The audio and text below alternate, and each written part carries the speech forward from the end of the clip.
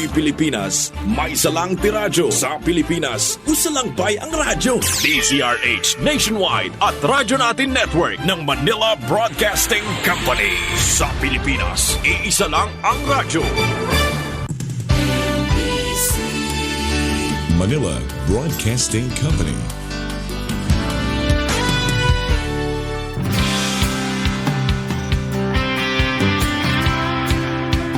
Aniya na ang programa sa kahanginan para sa atong mga mag-uuma. Hatod kaninyo sa Departamento sa Agrikultura. Katuwang ng mga magsasaka.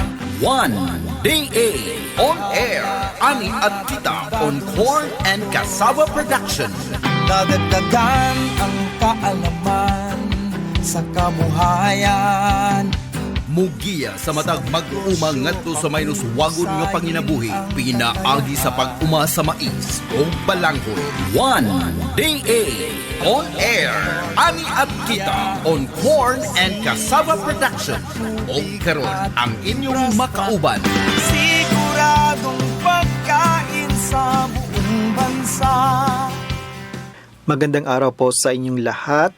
Kamusta po sa ating mga farmers, sa ating mga magsasaka na nakakapakinig para sa programang ito, pati na rin po yung ating mga fisher folk, yung ating mga mangingisda, at syempre, atin na rin po isama yung ating mga plantitos, yung ating mga plantitas na I know nagtrending sila during the pandemic. Pero syempre, pandemic pa naman po ngayon andyan pa yung threat ng COVID-19.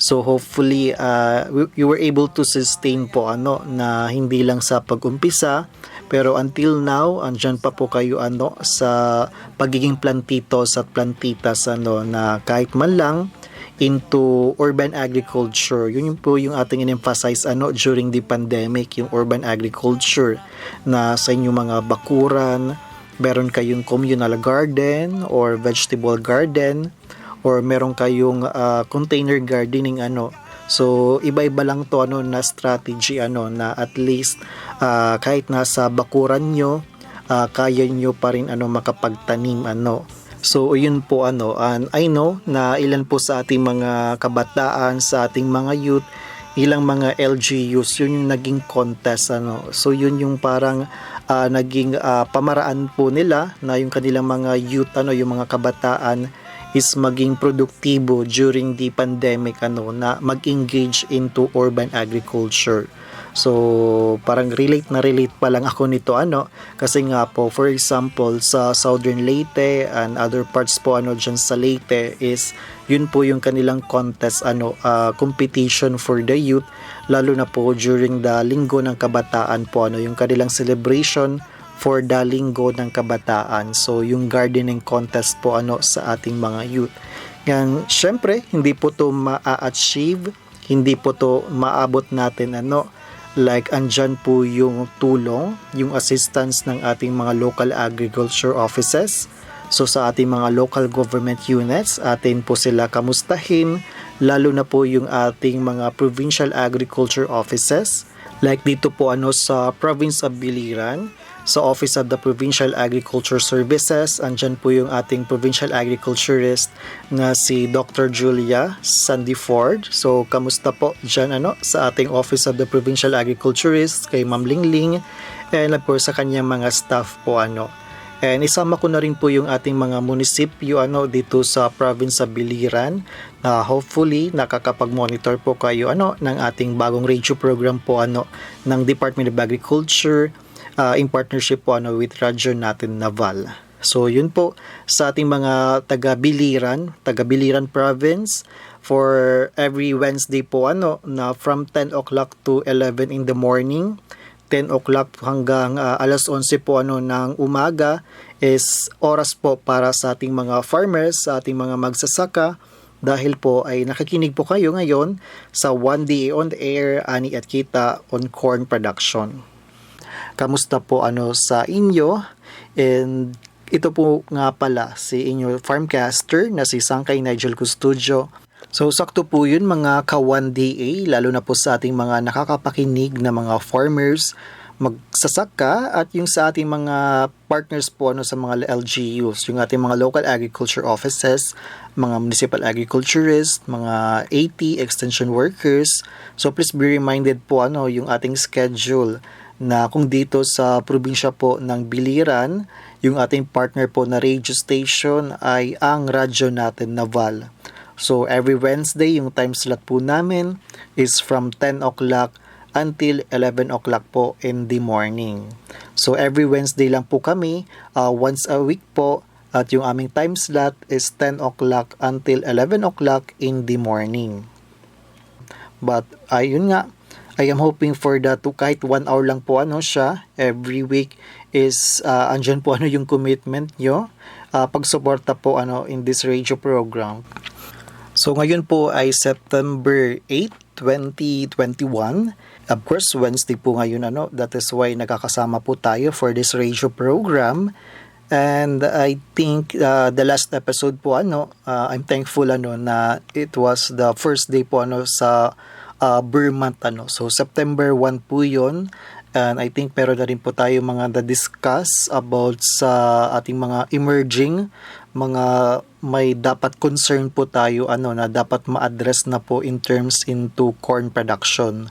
Pero don't worry po, mapapatuloy po ngayon yung ating lecture about the corn. So, of course, very important po yung ating discussion for today kasi nga marketing support para po natin matulungan yung ating mga magsasaka. Syempre po na maabot natin yung isa sa mga goals po ng Department of Agriculture na sa pag-umpisa sa leadership po ni Secretary William Dar. I know na meron po tayong one-day reform agenda. But the one-day reform agenda po is we are targeting po, very specific po siya, na for this year 2021 maabot po natin yung growth rate po na 2.5%. So national target po siya na 2.5% na maabot natin yan na growth rate. But babalikan po natin na throughout the leadership po ni Secretary Dar is andyan na talaga yung twin goals po ng Department of Agriculture na itong mga key strategies, isa lang yung papupuntahan is yun po ang masaganang ani, mataas na kita. Napag-usapan na po natin yung ilang mga concerns sa pagtatanim po ng mais, lalo na po sa interventions na manggagaling po sa Department of Agriculture. At syempre po, yung isa sa mga emerging po na concern, andyan na po yung fall armyworm na nakakaapekto sa ating tanim na mais.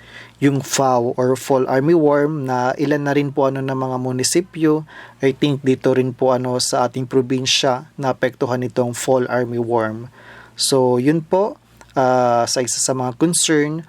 At of course, para po natin ma-address po yung masaganang ani. But right now, andyan po tayo sa another goal na mataas na kita. So, mataas na kita, pupunta na po tayo sa marketing support. So, on the second part po ng ating radio program for today po is mag-invite po tayo ng resource person.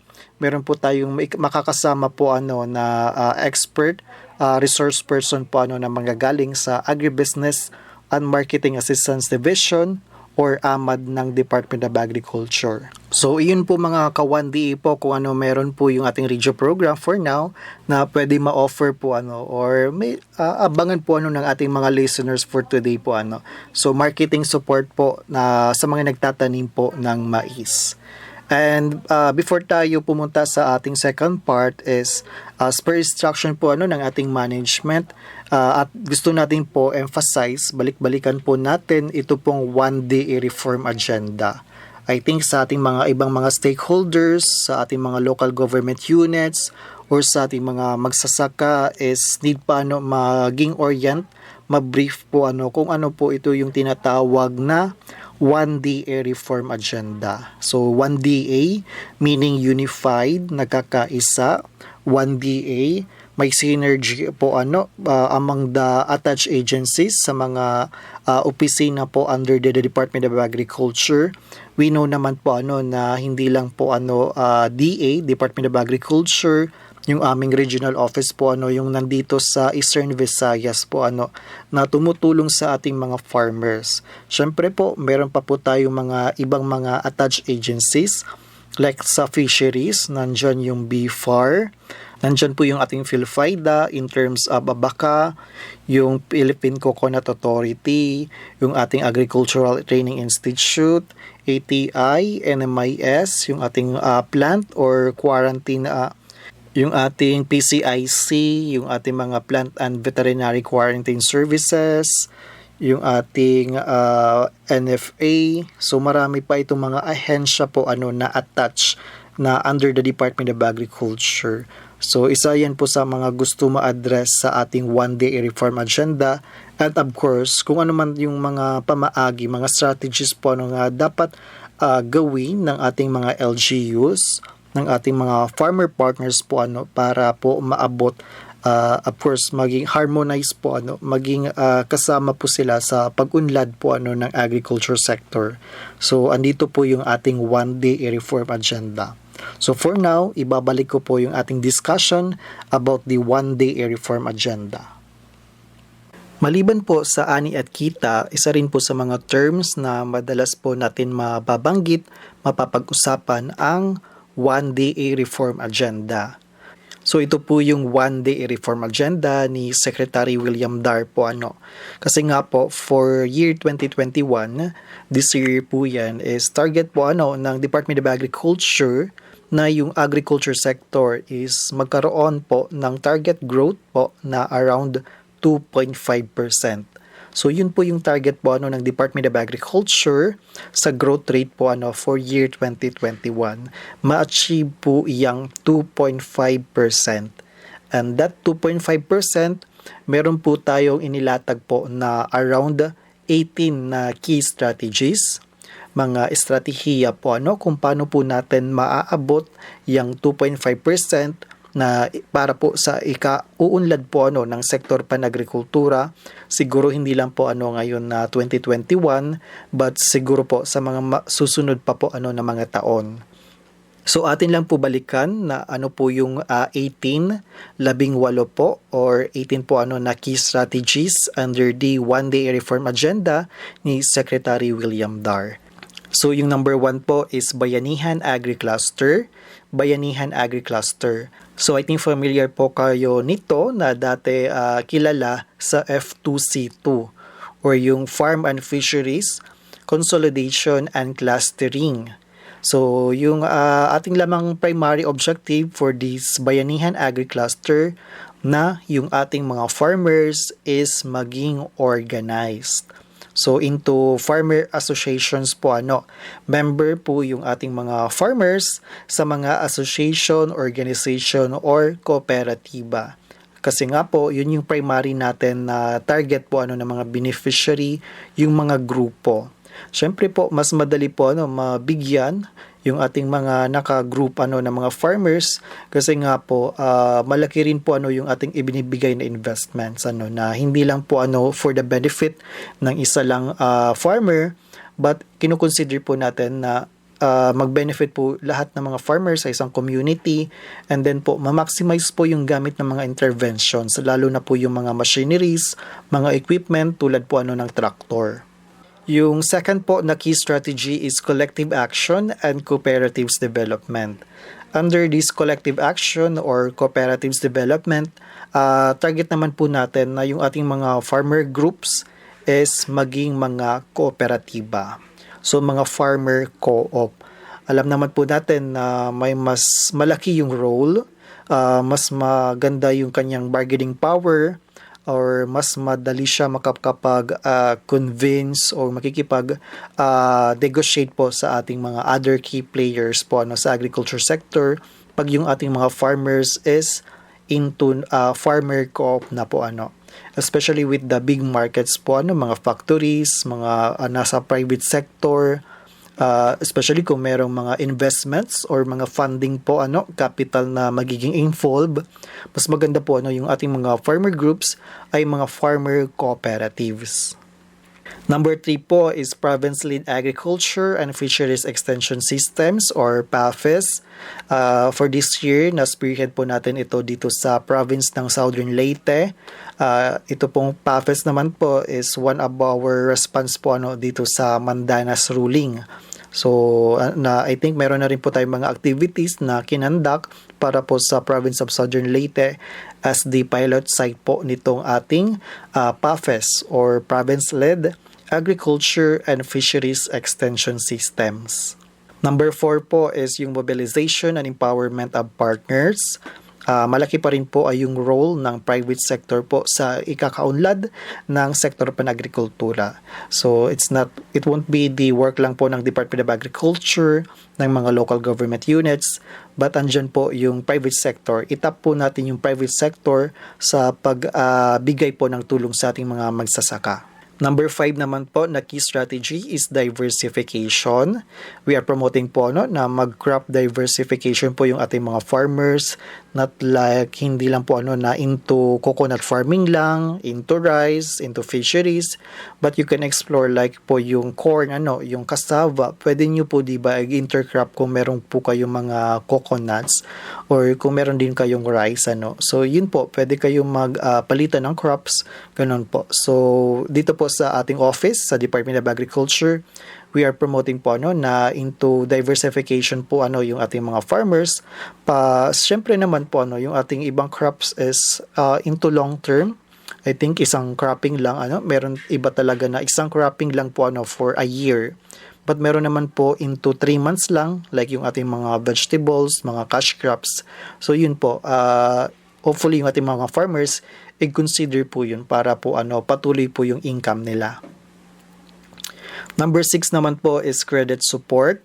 Ito po yung ating mga pautang na ibinibigay na tulong po sa ating mga farmers para po matulungan pa po sila na it's either mag-expand pa yung kanilang farm operations or dun po gawin po nilang kapital sa pagbili ng ibang mga equipment or ibang inputs po para po mas ma-upgrade po yung kanilang mga operations or mga activities dyan sa kanilang mga farms. So, syempre po, nangunguna dyan po yung ating Agricultural Credit Policy Council or ACPC sa pagpapatupad ng mga pautang po para sa ating mga farmers at in partnership din po with our mga major lending institutions like po yung Land Bank, yung Development Bank of the Philippines at yung ating mga rural banks po dito sa ating region. Yung ating ikapito po na key strategy is technology and innovation, including digital agriculture. So digital agriculture, very napapanahon po ngayon na may pandemic. At the same time, ating lang po emphasize yung registry system for basic sectors in agriculture, yung RSBSA.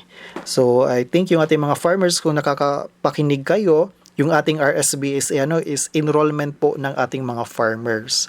So syempre po si Department of Agriculture, yung kanyang mga ibinibigay na mga interventions is merong lagi mga master list. So itong mga master list is pwede na-generate po ng ating mga LGU through the use of the registry system for basic sectors in agriculture. So stated po din yan sa ating batas na dapat prioritize or nabibigyan lang ng interventions ay yung mga nakalista sa RSBSA or sa Registry System for Basic Sectors in Agriculture.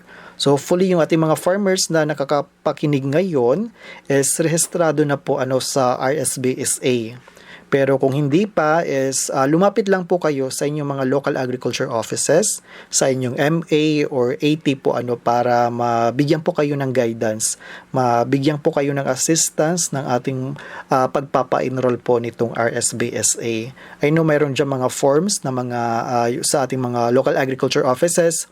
At itong mga forms ay ini-endorse po dito sa DE Regional Office para po ma-encode at masama siya po sa database po ng Central Office ng DA. Number 8 po na key strategy is farm mechanization and infrastructure investment. Syempre po, we need pa mga farm-to-market roads, mga tractor, at kung ano pa man yan para po sa ikakabilis talaga kung ma-modernize po ang ating sektor pan-agrikultura. Number 9 is climate change adaptation and mitigation measures. Siyempre, pabago-bago yung panahon, nakaka-experience po tayo dito ng mga pagbaha, malalakas na bagyo or tagtuyot.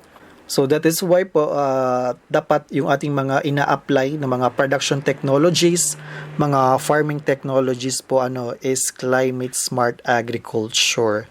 Yung kaya mag-adapt po sa pabago-bagong panahon. Hindi lang po siguro into the production technologies but siguro sa ating rin mga inputs, sa ating information awareness, and of course yung insurance, very important po na meron tayong insurance na ina-avail.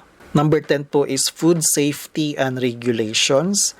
That is why po ating pa pinagpapatibay yung ating research na component na yung ating mga products po, mga farm products na tikang ato mga is nakakapasa po sa mga standards na po ng ating like FDA or kung ano pa yan na nasa market Of course, we want to promote naman po na safety pag nakain po itong ating mga produkto ng ating publiko is walang side effects po or at least i-maintain po natin like for like this year po nandiyan yung threat pa rin ng African swine fever po sa ating hog industry.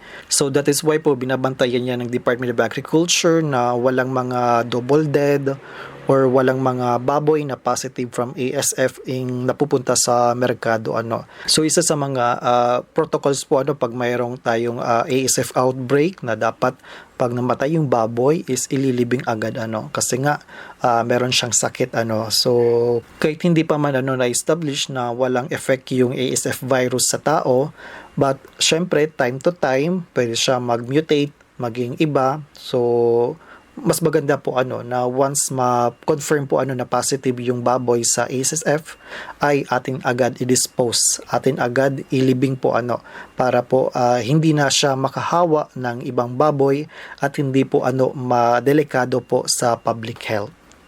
Yung ating ika-11 is agri-industrial business corridors. Number 12 po is global trade, export development and promotion.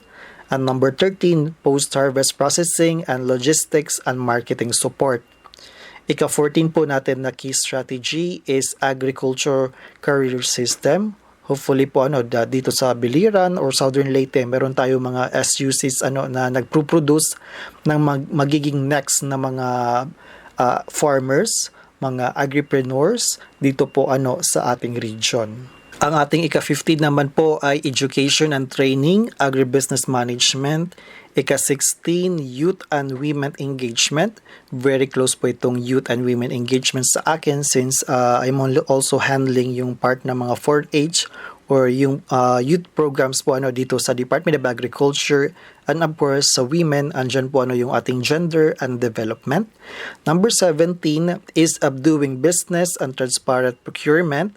And then yung ating 18 is yung pinaka-obvious na po That is why kung bakit tayo nandito ngayon is for yung number 18 po natin na strategy that is called the strategic communication. So, into broadcast pa rin po tayo, into social media, into print or interpersonal para po maabot po para po matransform po natin ang Philippine agriculture at the same time para po maabot po natin yung target growth rate na 2.5% for the agriculture sector po So yun po mga ka-1DA. Hopefully nabigyan ko po ulit kayo ng review for this radio program. Ito po yung pinakabago na radio program po ng Department of Agriculture Regional Field Office 8 po, based here sa Tacloban City. At we are thankful po na naging kapartner po natin, radyo natin Naval po dito sa Biliran Province for this project.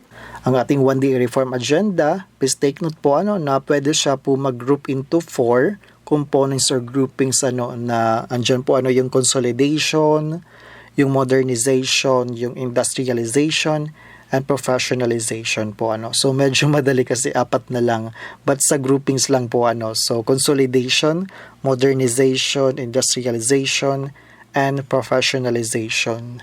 And then we have the 18 na kung atin na i-cover lahat is meron po tayong 18 key strategies. So hopefully na I think meron kayong na-internalize, nakarelate po kayo. But siguro for now, or kung saan naman kayo na office or ano kayo na level connected or affiliated, is siguro meron lang talaga mga key strategies na pwede tayo maka-insert, pwede tayo doon mag-prosper po ano. So yun po yung ating i-consider lang po muna. So yun po for the one day reform agenda, at magbabalik ang ating programa pagkatapos ng ilang patalastas. Anong baon mo? Meron akong cookies, juice, at chips. Ikaw? Meron akong apple, biscuit, water, at puting mais. Puting mais? Bakit meron ka ba? Sabi kasi ni Mami, ang puting mais ay sagana sa nutrisyon. At nagbibigay sa akin ng energy. Pagod na ako. Buti ka pa, mabilis ka tumakbo at di ka mabilis mapagod. Kaya nga lagi akong kumakain ng puting mais para iwas sakit at pure energy para sa batang maliliit. Ito, kain ka din. Discover the champion's secret nutrition. White corn.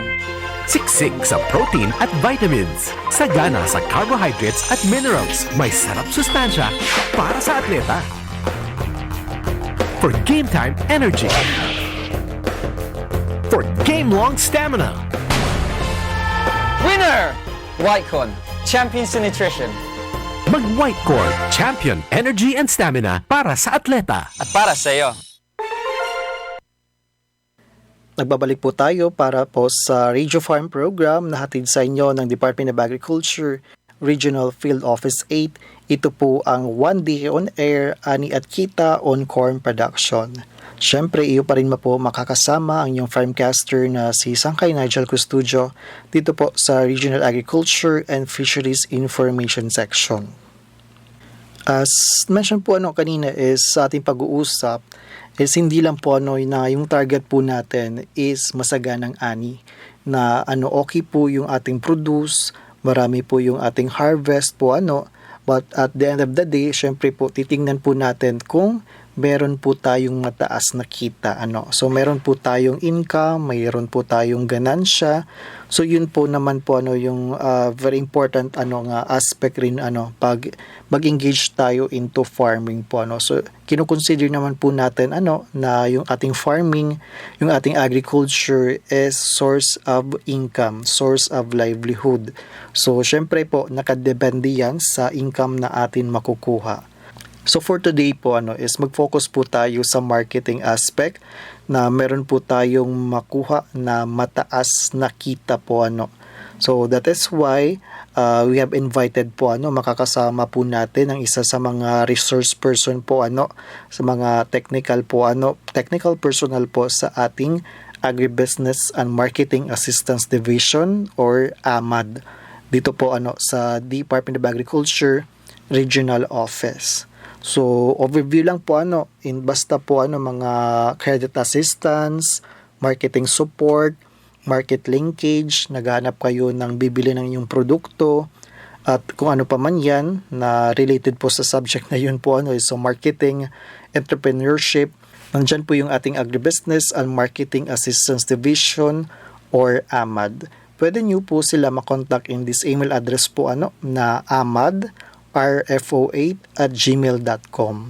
So ulitin ko po yung kanilang email address. It's amadrfo8@gmail.com.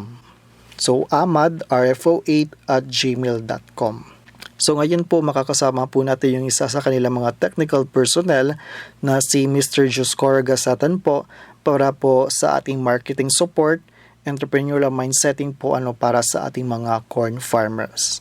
So ulitin ko po, kakasama po natin si Mr. Joscor Gasatan for the marketing support and entrepreneurial aspect po sa ating corn production. Ako si Joscoro Gasatan Jr. sa Agribusiness and Marketing Assistance Division. Ang topic na tatalakayin ko ngayon ay tungkol sa agripreneurship and marketing. Bakit agripreneurship or entrepreneurship? Bakit kailangan natin ng mga entrepreneurs? 90% ng trabaho sa mundo ay gawa ng mga entrepreneurs. Sila ang lumulutas ng problema pinagmumula ng bagong produkto at nagpapaikot ng ating ekonomiya. Ano ang mga makukuha sa pagiging entrepreneur? Ikaw ang may hawak ng iyong oras, mapapaunlad ang iyong creativity, may oportunidad ka para kumita ng unlimited na income, at lutasin ang mga pagsubok. Meron kang satisfaction sa sarili at makatulong sa iba. Maaari ka rin bumuo ng iyong legacy. Pero kahit nasa ganong mga benepisyo na nabanggit, konti pa rin ang mga entrepreneurs. Nasa 400 million lang sa buong mundo. Sa populasyon natin ngayon, mayroon tayong 7.9 billion katao sa mundo. Pero yung mga entrepreneurs, 400 million. Kasi karamihan sa 7 billion, ang 1.9 billion ay mga bata, 1.7 billion ay mga nagtatrabaho sa services, 1.4 billion sa agrikultura, 800 million sa mga industrial jobs, 577 million mga matatanda na, at 430 million mga walang trabaho. So konti ang mga entrepreneur, sila yung sa pie, sila yung may konti lang sila. So bakit konti lang ang mga entrepreneurs kahit na maraming benepisyo ang makukuha kung magninegosyo ka? Mga karaniwang rason, walang kapital, walang idea kung ano ang gagawin, mataas ang risgo, kulang ng lakas ng loob para mag-umpisa ng negosyo, o hindi develop ang mindset o ang pag-iisip. Kasi sa bata pa tayo, tinuruan na tayo na mag-aral ka ng mabuti para makakuha ka ng magandang trabaho. So sa bata pa lang tayo, hindi tayo tinuruan para mag-aral ka ng mabuti para magnegosyo. So yun ang nakaukit sa isip natin na mag-aral para magkaroon ng magandang trabaho. Hindi naukit yung mag-aral para magtayo ng sariling negosyo. So ano ang ating gagawin? I-develop ang ating mindset o ang pag-iisip. Dahil ang mindset ay nilalang mula sa paniniwala na mayroon tayo.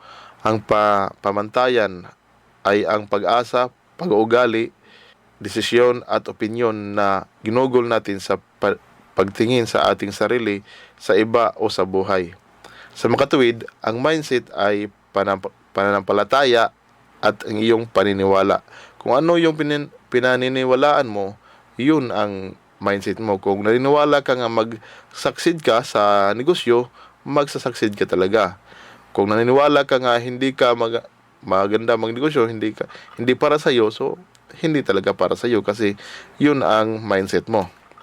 So makikita ang mindset sa pamamagitan ng iyong mga reaksyon sa mga bagay na nangyayari sa buhay. Katulad ng kung mayroong mga sakuna, kung nakita mo ang puro lang problema, so yun ang mindset mo. Yung mga negosyante kasi, mayroon silang tinatawag na katangian, 10 katangian ng negosyante. Ang una ay sila ay nag-iisip. Ang isip ng isang negosyante ay laging gumagana. Tuloy-tuloy ang daloy ng mga ideya. Ang bawat problema ay isang pagkakataon upang bumuo ng isang negosyo upang malutas ito. So, bawat problema, isang pagkakataon para bumuo. So, may oportunidad na magnegosyo. Sila ay tagagawa o gumagawa. Ang negosyante ay tagagawa din. Iniisip at ginagawa nila ang iniisip nila. So, hindi lang sila hanggang sa pag-iisip lang o iniisip, kasi kung hanggang sa pag-iisip lang, panaginip na yon. So, pag dapat, kailangan natin gawin natin kung ano ang iniisip natin. Meron silang positibong pag-uugali. Kahit na sa mga masamang sitwasyon, palaging nakikita ng mga matagumpay na negosyante ng pagkakataong bumuo ng bago. Kapag may problema, natili silang kalmado, alam na may aral na matutunan. Nagpapasalamat sila sa mga matagumpay na plano at natututo sa mga hindi matagumpay na plano.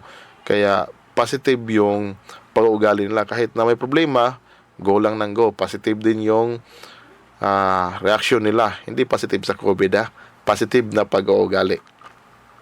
Sila ay mapamaraan. Nakakaisip sila ng mga natatanging paraan upang malutas ang mga problema na hindi naisip ng iba. Dumadaloy ang mga ideya at natural na dumarating sa kanila. So kung sila naghahanap ng mga paraan para malutas yung problema or mga challenges na dumating sa buhay nila, sila ay mapanghimok or mahikayat sila ng mga tao sa pamagitan ng pagbibigay ng katotohanan at benepisyo upang kumbinsin ang mga customer na tumangkilik sa mga inaalok na produkto at serbisyo. Wala silang takot kung sino ang lalapitan at ipakita ang kanilang ideya, serbisyo o produkto. Sila ay nakikipagsapalaran or risk taker. Maagap nag-iisip ng bagong ideya para maiwasan ang posibleng problema. Kahit na alam nila na may problema, pero pumapasok pa rin sila kasi alam nila na mayroong solusyon. Kasi pag may problema, mayroon yan solusyon. Pag walang solusyon ang problema, hindi yan problema. Kayang mabuhay sa gitna ng mga problema. Mapamaraan at may paninindigan. Kahit na may problema, go lang. Kasi kaya nilang lutasin. Naghahanap ng pagkakataon at inisyatiba. Hindi nagpapaliban at nagpapahuli. At kumikilos kaagad ang mga iniisip na ideya. So, basta may idea, dapat kumilos kaagad para hindi maunahan ng iba. Palaban. Sila ay mga palaban. Kahit anong problema man ang dumating sa buhay, sila ay palaging lumalaban at hindi nagpapatalo sa hamon ng buhay. Ang mga ideya ay hindi palaging matagumpay. Ngunit ang mga bagay na naiiba sa mga negosyante ay hindi sila sumusuko. Sila ay natututo mula sa mga pagkakamali. Umaamin at nagkakamali sila at itinatama kaagad ang mga pagkakamali at matututo sa pagkakamali. At sila ay maraming enerhiya para gawin yung mga naiisip na bagay na gusto nilang gawin para sa kanilang negosyo. Paano mag-umpisa ng sariling negosyo? So una, kailangan mayroong idea. Tapos yung idea mo, iplano mo, tsaka gawin. Mayroon tayong tinatawag na entrepreneurial process. 5 proseso paano mag-umpisa ng negosyo. Ang una ay ang pagdiskubre. Ang pangalawa ay ang pagbuo ng konsepto. Ang pangatlo ay paghahanap ng kapital. Ang pang-apat ay paggawa ng naayon sa plano. At ang panglima ay pag-aani. So sa pagdidiskubre, sa hakbang na ito, nakasaad ang mga idea, pagkilala sa mga oportunidad at pag-aaral sa merkado. So nasa alang-alang dito ang iyong pangarap, kung ano yung pangarap mo, ano yung layunin mo para sa negosyo, ano yung hilig mo, ano ang kasanayan or skills. So kung hilig mo ang pagtanim, so magtanim ka.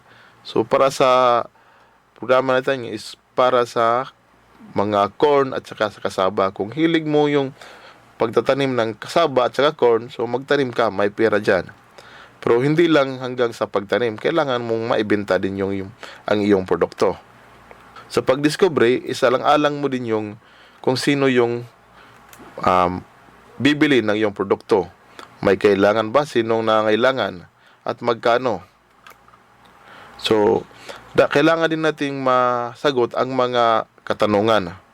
Sino ang iyong customers? So, kasaba or corn, yung mga feed millers or mga animal raisers, tsaka traders at tsaka consolidators.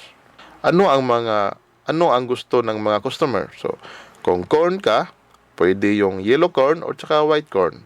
Or kung grains at saka grits or crack.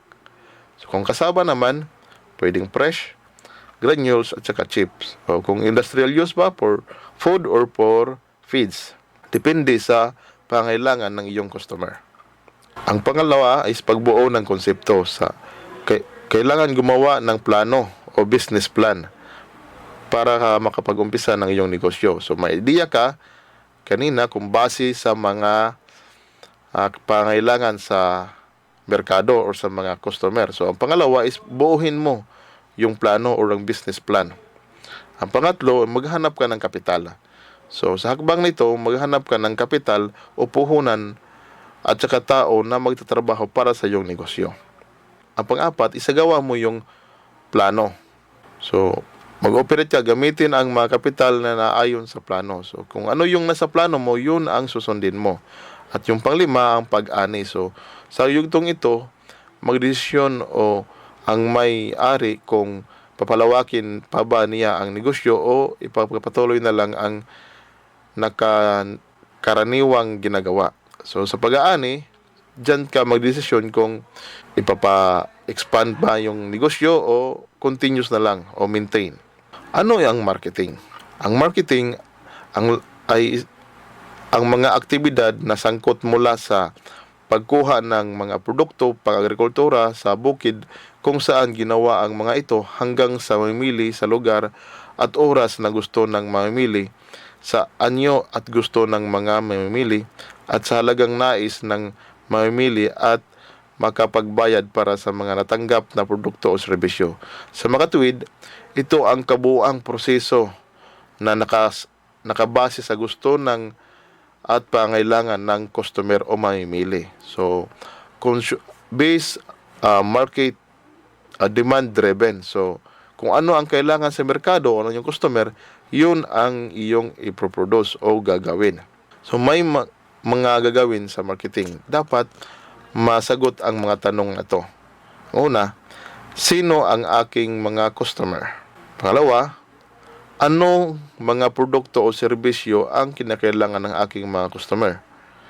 Anong presyo mababayaran ang mga produkto o serbisyo? Saang lugar kinakailangan ang mga produkto o serbisyo? Sa anong oras kinakailangan ang mga produkto o serbisyo? So, ngayon, ang focus na commodity is ang corn at saka kasaba. Meron tayong mga buyers ng kasaba at saka corn sa region. So, kung anong produkto, yun ang kinakailangan nila is yellow corn at saka white corn. So, ang una, meron tayong bumibili ng corn sa Southern Leyte, sa Bontoc MPC. Meron din sa Ormoc, ang Bongkor Farm, si Mr. Hilbert Sarit, ang farm manager. Meron din sa Ormoc, ang EOG Farm.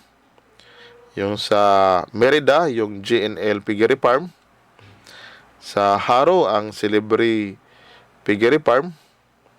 Sa Kananga, mayroong Lakno Smart sa Kananga. Magic 9 sa Maasin. Eduardo Nunez sa Baybay City. Midano Oy sa San Isidro Leyte. At si Concepcion Ang sa San Isidro Leyte din. Meron din sa Samar sa Santa Rita, ang AJ Ocasla Enterprise. Sa Santa Margarita, Samar, sa ang Golden Egg Farm kay Mr. Tomasco. Sa Calbayog City, ang Justmar Marketing.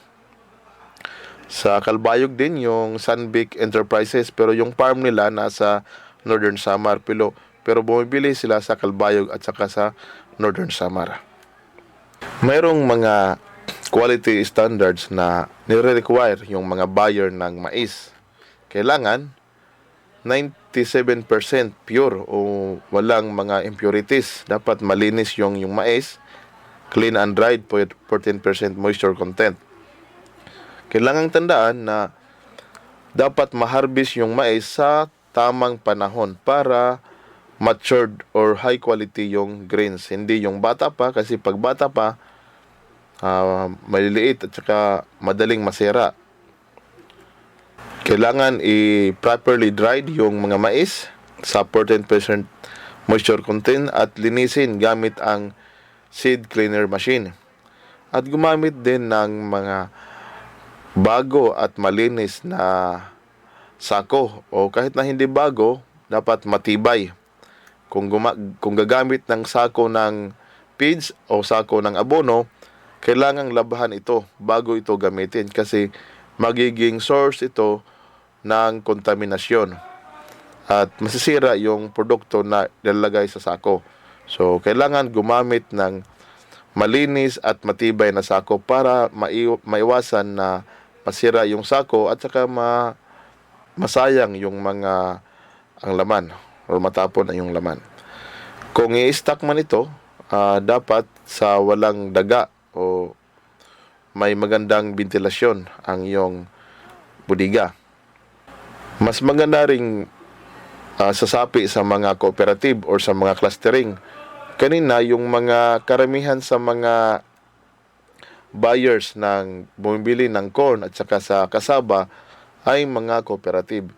Kung kayo ay isang asosasyon or kung individual man, mas maganda kung mag-aging asosasyon kayo at maging affiliate doon sa mga buyers or sa bumibili ng mga kasaba at saka mais para siguradong may bibili sa produkto ninyo at makakatulong din sila kasi yung ibang mga cooperatives na bumibili ng kasaba o tsaka mais, may binibigay sila ng mga seeds o tsaka fertilizer na galing din sa kanilang mga programa. At saka mayroon din silang mga credit facilities na nagpapautang sila para sa pag-production ng kasaba at saka mais. Depende sa cooperative na sasalihan ninyo. Yung mga kooperatiba nga nabanggit kanina, yung mga bumibili ng kasaba at saka mais, mayroon din silang mga programa na nagpapautang para sa mga membro nila na nagtatanim ng ang kasaba at saka mais. So ano ang ating gagawin? So kailangan nating i-program ang ating pagtatanim, production. At saka bago tayo magtanim, i-contact na natin yung posibleng mga buyers ng ating mga produkto. Katulad ng sa kasaba at saka mais, sa mga nabanggit na yon ng mga buyers, kung saan ka mas malapit sa iyo, kung saan kang lugar, meron tayong mga buyers at pwede kayong makipag-coordinate sa ating mga municipal agriculturist, yung mga in charge para sa kasaba at saka sa corn. Sila yung tumutulong at sila yung nagpapacilitate para ma-link or ma-link kayo sa mga buyers. Kasi tumatawag din sila sa amin para malaman nila kung sino yung mga bumibili ng mga mais at saka kasaba. Kung gusto nyo pa ng mga karagdagang impormasyon, maaari kayong pumunta sa mga municipal agriculturist at makipagtulungan at i-contact yung Agribusiness and Marketing Assistance Division sa Department of Agriculture na andito nakabase sa Tacloban City. Maraming salamat. So, yun po yung ating naging discussion about entrepreneurial and marketing support po ng Department of Agriculture para po sa ating mga nagsasaka po nagtatanim ng mais. But for that lecture po atin lang po i-emphasize na syempre po isa yun sa mga nagiging problema po ng ating mga farmers. Kung meron man po tayong mga forums or dialogue na yung ating mga farmers, mga magsasaka, magtatanong po kung sino po yung bibili ng kanilang mga produkto, saan po yung market po Pero to address that question is andito po. That is why po nandito po tayo sa ating radio program po today po So sino nga po ba yung mga corn buyers po dito sa ating region? Sino po yung pwede pagbilhan? Kanino po pwede dalhin yung mga produkto natin na mais? So ito po yung list po ng ating mga corn buyers na available po sa ating Agribusiness and Marketing Assistance Division or AMAD dito po sa DA Regional Office. So dito po sa Buntok Southern Leyte, andyan po yung Buntok MPCI through Mr. Jojo Failnar po, siya yung feed mill in charge po So yung ating Buntok MPCI dito po sa Buntok Southern Leyte is namimili po ng clean and dry yellow corn grains. Clean and dry yellow corn grains na kung saan every month din po is nagre-require sila ng at least 30 metric tons. So yun po kadami, 30 metric tons yung needed po nila na supply. Yun po yung demand po nila for yellow corn grains po yung ating Buntok MPCI dito sa Buntok Southern Leyte. Diyan naman po sa Ormoc City, meron po tayong dalawa na establishment po na namimili ng clean and dry yellow corn grain. So, clean and dry yellow corn grain. So, dyan po sa RM Tan, Ormoc City, andyan po yung Bungkor Farm, care of Hilbert Sarit, yun po yung kanilang farm manager. So, Bungkor Farm, dyan po sa RM Tan, Ormoc City. Ganon din po sa Ormoc City, meron pa tayong isa, dyan sa Barangay Catmon and Valencia, andyan po yung AOG Farm, na gimamanage po ni Mr. Junjun Sia, ang kanilang business manager. So yun po, namimili ng clean and dry yellow corn grain ang AOG Farm sa Barangay Catmon and Valencia, Ormoc City.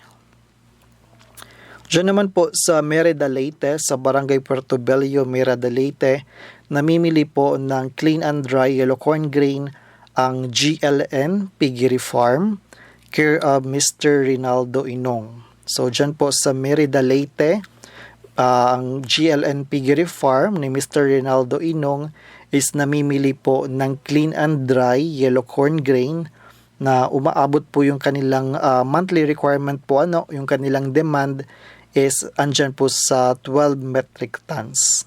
So GLN Piggery Farm dyan po sa Merida Leyte. Dito naman po sa Haro Leyte, sa probinsya ng Leyte, sa Haro Leyte. Dito naman po sa Barangay Alahag, Haro Leyte, namimili po ng clean and dry yellow corn grain ang Celebre Piggery Farm, care of Miss Lilia Aranja. So Barangay Alahag, Haro Leyte, andyan po yung Celebre Piggery Farm na namimili ng clean and dry yellow corn grain. Diyan po sa Cananga Leyte, sa Larazabal Street, Cananga Leyte, namimili po ng clean and dry yellow corn grain ang Lacno Smart, care of Edith Lacno. So Lacno Smart sa Larazabal Street, Cananga Leyte, namimili po sila ng clean and dry yellow corn grain. Same po, clean and dry yellow corn grain, namimili po yung ating Magic 9, care of Visminda Simlante, dyan po sa Espina Street, Maasin City, Southern Leyte. So Magic 9, Visminda Simlante, dyan po sa Espina Street, Maasin City, Southern Leyte. At sa Baybay City, Barangay Poblacion, Baybay City, Leyte, si Mr. Eduardo Nunez ay namimili po ng clean and dry yellow corn grain. Si Mr. Eduardo Nunez sa Baybay City. Sa San Isidro Leyte, namimili naman po ng clean and dry yellow white corn grain. So yellow and white corn grain, namimili po si Mr. Medano Uy or Leticia Uy ng San Isidro Leyte. Andiyan din po si Miss Conception Ang ng San Isidro Leyte na namimili rin po ng clean and dry white corn grain, na namimili ng clean and dry yellow and white corn grain. Sa probinsya po ng Samar, sa Barangay Old Manungka, Santa Rita, Samar, andyan naman po yung AG Ocasla Enterprises, care of Amado Ocasla, na namimili po ng clean and dry yellow and white corn grain. So yung AG Ocasla Enterprises sa Santa Rita, Samar, namimili po ng clean and dry yellow and white corn grain. Sa Santa Margarita, Samar, sa Barangay Inuragyaw, Santa Margarita, Samar, andyan naman po yung Golden Egg Farm. Golden Egg Farm, care of Tomasco, na namimili ng clean and dry yellow corn grain na kung saan meron silang monthly requirement na 300 metric ton. So yung Golden Egg Farm, dyan po sa Santa Margarita, Samar. Sa Calbayog City, namimili po ng clean and dry yellow corn grain ang Justmar Marketing. Or sa Calbayog City naman po is namimili ng clean and dry yellow corn grain po ang Justmar Marketing, care of Mr. Juliuco. So sa Calbayog City, nandyan po yung Justmar Marketing. And lastly po, ulit sa Calbayog City, sa Barangay Cagsalawsaw, Calbayog City, andyan naman po yung Sunvic Enterprise, na namimili ng clean and yellow corn grain. So meron po tayong namimili ng yellow corn grain, clean and dry sa Calbayog City. Yun po ang Sunvic Enterprises. So yun po mga ka-1DA sa ating mga nagtatanim po ng mais. It's either white corn or yellow corn. Na rest assured po kayo na dito po sa ating region is meron po tayo namimili po ng iyong mga produkto. Syempre po, of course, sa ating discussion po ng ating resource person na si Mr. Joscoro Gasatan po ng AMAD. Syempre, meron po kayo dapat mga i-consider na syempre po yung produkto is namimit po yung standard, yung requirements po ng ating buyer. Syempre, yun po yung ating dapat isaalang-alang na dekalidad po yung ating mga produkto. Pero syempre po na para hindi lang na one time lang po yung inyong transaction. Syempre po masustain, magkaroon kayo ng kontrata, kayo na yung provider. At syempre po maging patuloy po yung ating production kasi nga po hindi na tayo ma-discourage po kung ganun lagi po tayo nalulugi na yung ating mga produkto nabubulok nga kasi nga wala namang bumibili, walang market. So yun po yung dapat natin i-consider na before talaga tayo magtanim, alam na natin kung saan natin ibebenta, sino yung bibili ng ating mga produkto. And of course po sa ating mga ka-1DA, sa ating mga magsasaka na nakakapakinig po ngayong oras is don't worry po na hindi lang po at this occasion, in this activity po tayo magkakasama. So kung meron po part po ng ating lecture, ng ating programa for today na hindi klaro or medyo mabilis is you can contact naman us of course through our Facebook page. I-search nyo lang po yung aming Facebook page na Department of Agriculture Eastern Visayas.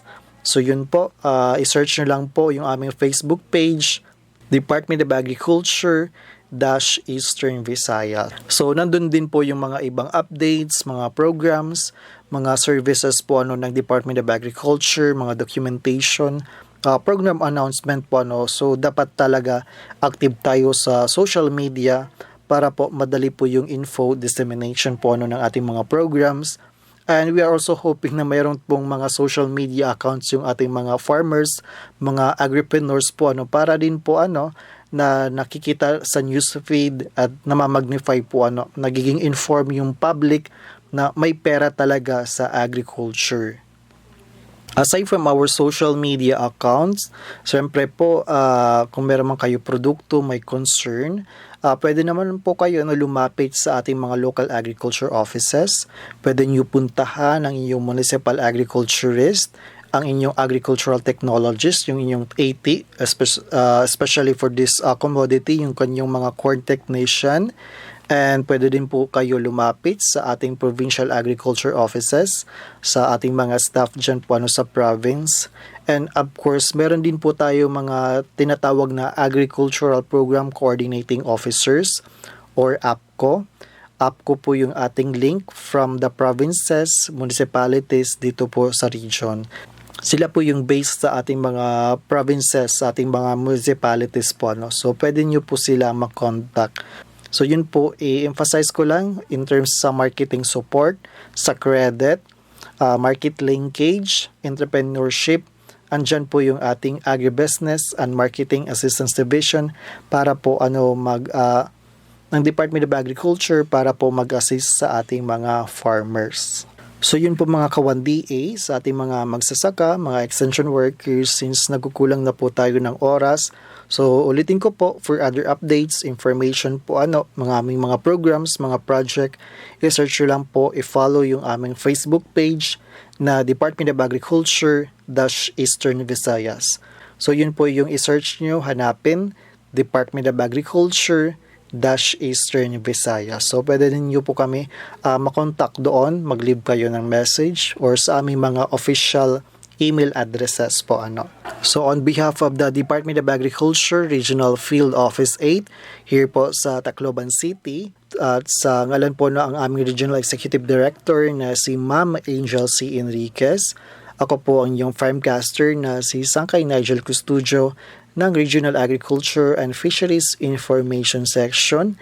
Nagpapasalamat po sa inyong pagsama for this another episode po ng ating Radio Farm program hatid sa inyo ng Department of Agriculture. Ito po ang 1DA on Air, Ani at Kita on Corn Production. Magandang araw at maraming salamat. Miagi na usab ang usa ka edisyon sa 1DA on Air, Ani at Kita on Corn and Cassava Production. Ato untang gamiton ang atong nahibaluan para sa produktibo o mainuswagon nga pag-uma hangtod sa sunod nga higayon dinhi lamang sa 1DA on Air, Ani at Kita on Corn and Cassava Production. Dadagdagan ang kaalaman sa kabuhayan. Sa Pilipinas, iisa lang